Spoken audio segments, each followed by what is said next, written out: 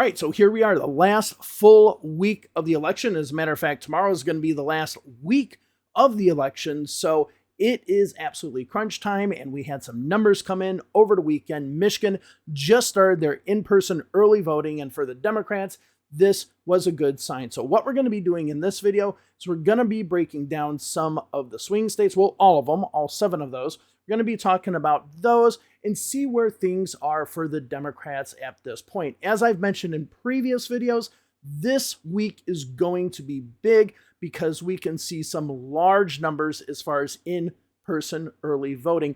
Georgia is on pace to actually break their turnout record just with in-person early voting alone. So we're talking about a possible huge shift of what's going on in Georgia. So let's go ahead, go through the numbers. Let's go ahead and start off with the Nowcast models as of right now, and then we'll get into each individual state and talk about the certain dynamics within those. All right, so let's go ahead and look at the Nowcast model. So you can see the slide is a bit different now because this is a better representation of what the models are saying. So on the left, you see the best case scenario for the Democrats, and on the right, you see the best case scenario for the Republicans. And we'll talk about this a little bit in a few as to these numbers. Now, if you look at the best case scenario for Democrats in Georgia, you can see that their ceiling right now is essentially 54.4%, but their floor is 41.4%, with the Republican ceiling being 58.6% and the floor for them being 45.6%. Now, if we go to Wisconsin,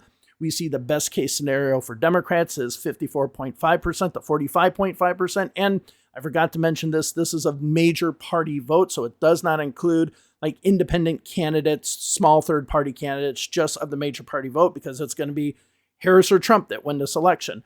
And then we look at the worst case scenario, we see that Wisconsin has Trump with 51.6% for the Republicans and 48.4% for the Democrats in the worst Democratic scenario. When it comes to Michigan, we see the Democrats as high as 58.6%, doing really, really good in that number, with the Republicans at 41.4%. But if you look at the best Republican scenario, and this is of the votes that came in over the weekend, you see it's a 52-48 split. So the numbers that came in from Michigan were from really good Democratic areas, helping them out substantially. And finally, I put Texas in there. This is where you have right now that the Democrats are just not on pace to win Texas, because in their best case scenario, they only get 49.5% of the votes, whereas in the worst case scenario, they get, only 40% of the vote. The Republicans, being over 50% in both of these, actually show that they're probably going to win. But a little bit of caveat here, this does not include in-person early voting from Harris County and Tarrant County and possibly some other Democratic-leaning counties, so these numbers could change. All right, so here are the states that have a different Nowcast model because they do have registration by party. Now, as I mentioned, Pennsylvania has a lot less people voting early, and it is skewed way more Democratic, so the number you see here will not be the final number. You have 65.7% for Democrats, 34.2% for Republicans, and I'm still waiting for the weekend numbers.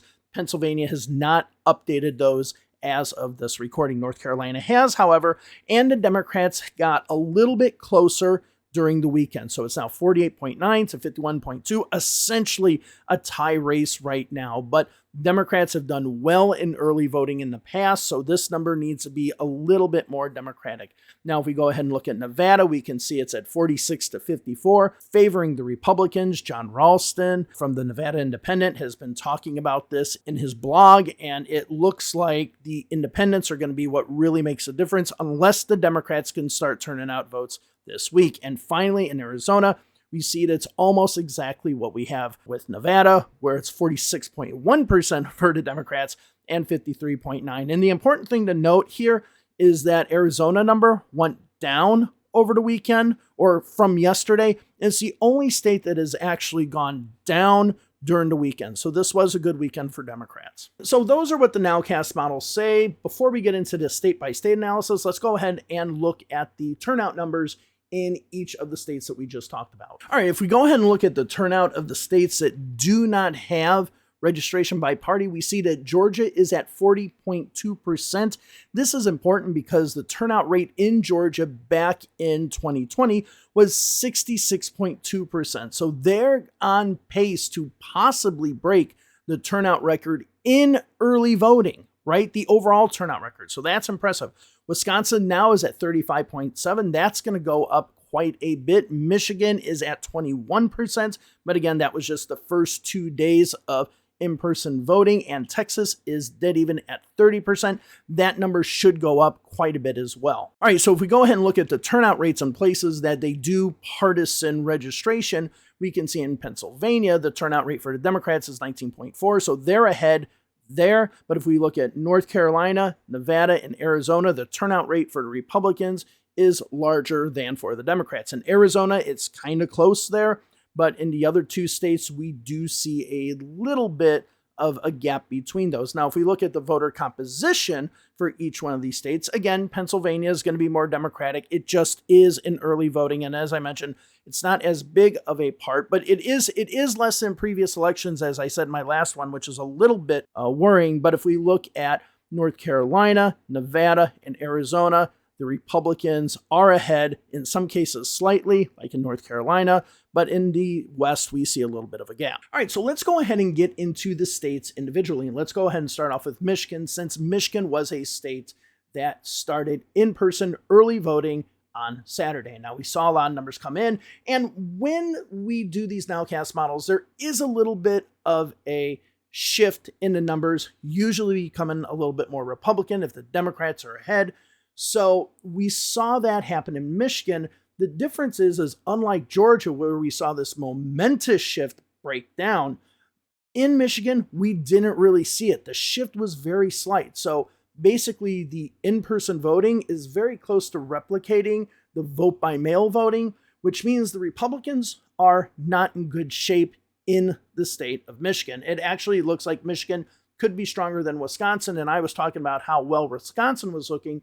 So Michigan looks really, really good for the Democrats right now. As long as they keep the current trend of voting the way that they are, Michigan should be fine, and the Democrats have the win there. Now, when it comes to Wisconsin, we're seeing something that we saw in Virginia before. We saw the Republicans have a little bit of a bounce when it came to early voting, but then you see the Democrats going up. And as a matter of fact, the numbers that came in over the weekend, the Democrats did substantially better, even though some of the counties were closed and they didn't have their machines going and all, and these would be the Republican counties, so the Democratic counties can actually come ahead a little. They actually went a little bit higher than I was expecting them to, so it looks really good. Both Michigan and Wisconsin right now, as of this point, for the Democrats, are very strong. As long as they just keep the momentum that they have going now and just keeping things even, they're going to win both of these states. So that's really good news for Democrats. Early numbers looking really good, and especially in a state like Wisconsin, where 80+% of the voters might be voting pre-election day,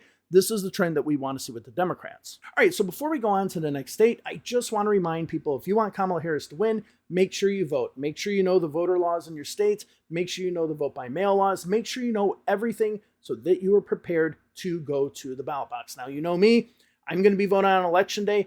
I'm going to be voting for Kamala Harris and Tim Walz. You guys already know that. And the main reason that I'm doing that is for economic reasons and stuff like that. I think they are the changing of the guard when it comes to politics in this country and when it comes to student loan debt. Both of them have been very open to getting rid of student loan debt, something I have a very big amount of. And for younger people out there, this is important because trust me, you don't want to be in a position when you're in your 50s with a huge student loan debt because it gets in your way of buying a house, car, and all that stuff. So being with an organization or having an organization that helps to advocate for things like lower student loan debt, lower tuition costs is important, and that is today's sponsor, which is RISE. Now, RISE is a student and youth-led nonprofit organization that's been fighting to make higher education more accessible and affordable to all Americans. So if you go down below, you will see a link for a pledge to vote.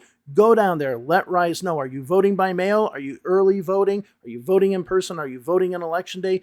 Please go ahead and let RISE know that you're on their side. And on top of that, there is also a voter resource page linked in there as well. Go ahead and check that out. If you have any questions about how to vote, wherever you're voting, however you're voting, it gives you the resources to help you out. Now let's go ahead and go over to Pennsylvania. Now I mentioned Pennsylvania, we don't have any new numbers as of this recording. I am going to wait for those numbers to come out. So I can't really report anything except for what I reported in that last video, which those numbers are a little bit concerning. So there's not much that I can add here. I still think even with this little bit of a warning when it comes to Pennsylvania and those low numbers in the pre-election day polls, I still think the Democrats still have possibly a bit of an advantage there. But we have to see if these numbers go ahead and fluctuate a little bit. All the other things that you hear about super voters, voting early, election day voters, and all that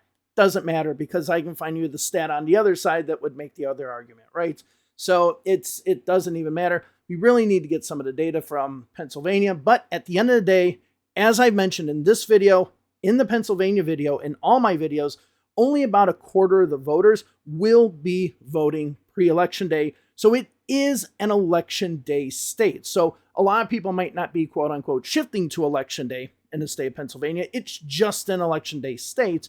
We're just looking at how pre-election polls go compared to previously. There could be a shift. We don't know. Now let's go over to North Carolina. Now I mentioned in North Carolina that the Democrats need a little bit more of an edge. So let me go ahead and show you these numbers with Sherry Beasley against Ted Budd in the last Senate race. So you can see, a smaller percentage came in vote by mail, but a larger percentage was early in-person voting. And you see Sherry Beasley won both of those. But the early in-person voting is not necessarily as strong as you would think for her. Now, of course, she lost that race, but it does show that the Democrats don't need to dominate in the in-person voting, but they do need to be leading it, and they do need to be winning it. And this is where we have the problem right now. But as I mentioned earlier, this last week is going to be a very, very heavy week when it comes to early in-person voting. This can absolutely shift the dynamic going in favor of Kamala Harris. So let's keep an eye on these numbers. This week is very important, and we'll probably go ahead and make those other weeks that we've had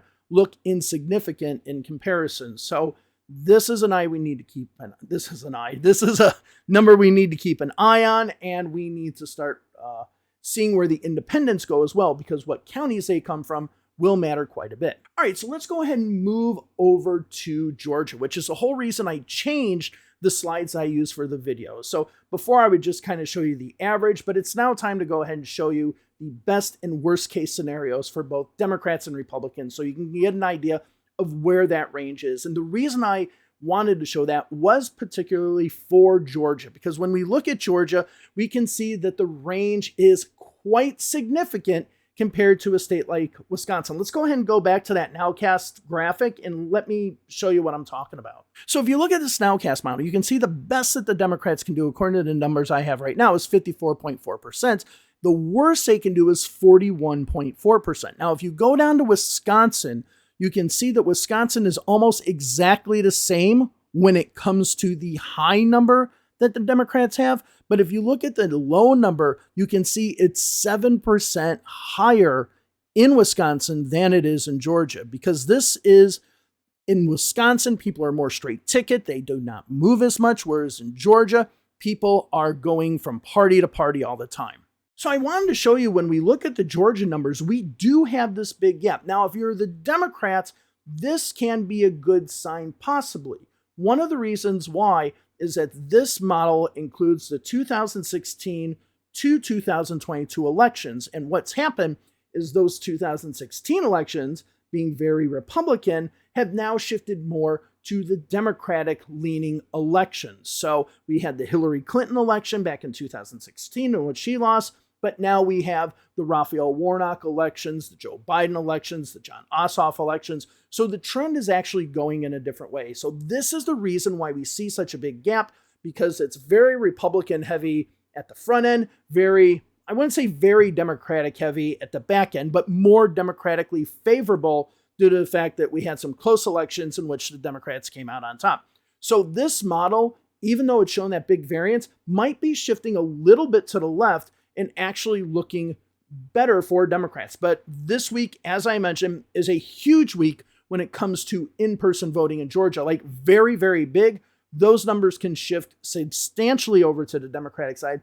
There's a possibility that we could see the Democrats in a good position of advantage after this week. We don't know yet, but I just want you to know this huge variation shows that that Democratic vote can be between 41 and 54%. It comes at a point that it doesn't really give us any real conclusions, but it does show that in the best case scenario, that the Democrats actually could get a decent amount of votes. So I wanted to actually show these slides so that you can see, it's not just this number and this number, it's this range. So I hope that this helps you out more, and I hope this gives you a little bit of a clear idea what the Nowcast model really does. Now let's go to Arizona and Nevada. Let's go ahead and start off with Nevada, because John Ralston has been talking about how Democratic turnout is down there compared to what we've seen in the past, and this is kind of bad. And he even said that at this point in 2020 is when the Republicans started increasing. Will we see an inversion of that?